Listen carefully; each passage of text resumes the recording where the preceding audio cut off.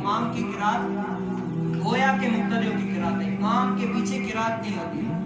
تو کچھ لوگ تھے کہا کہ نہیں امام کے پیچھے بھی قرات ہوگی، کیونکہ ہر کوئی قرات قرآن پڑھے گا تبھی تو اس کی نماز ہوگی. لیکن کیا امام اعظم نے فرمایا کہ نہیں، امام کی قرات گویا کے مقتدیوں کی قرات ہے، اسی لیے مقتدی نہیں پڑھیں گے، جو امام پڑھے گا وہ مقتدیوں کی بھی ہوگی، اسی طرح نماز ہو جائے گی.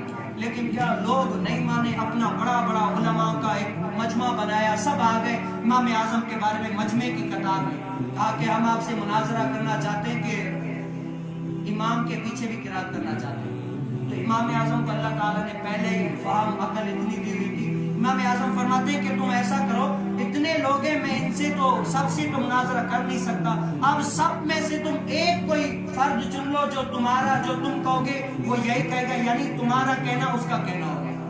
تو سب نے کہا کہ دیکھتے ہیں کون سب سے اچھا عالم ہے، کون سب سے اچھا بات کرنے والا ہے. سب نے چنا، کیا چنا کہ فلاں، مطلب ایک چیز جو ہے نا یہ ہمارا بڑا ہے، یہ جو بات کرے گا ہمیں بھی منظور ہے. امام اعظم کے پاس آئے، کتنے بہت سارے تھے. امام اعظم کو فرمایا کہ یہ فلاں شخص ہمارا کیا ہے، بڑا ہے، جو اس کی بات ہوگی وہ ہماری بات ہوگی.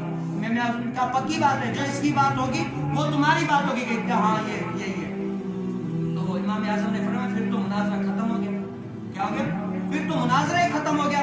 کہا کہ ابھی تو مناظرہ شروع ہی نہیں ہوا، ختم کیسے ہوا؟ کہا کہ اس کا کہنا تم سب لوگوں کا کہنا ہے تو میں بھی تو یہی کہہ رہا ہوں، امام کی قرات گویا کہ سب کی قرات ہے.